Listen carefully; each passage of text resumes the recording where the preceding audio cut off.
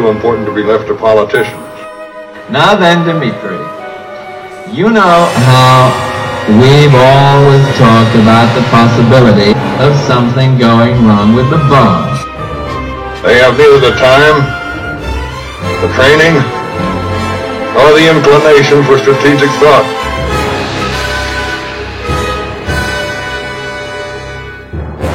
One of our base commanders, he went and did a silly thing.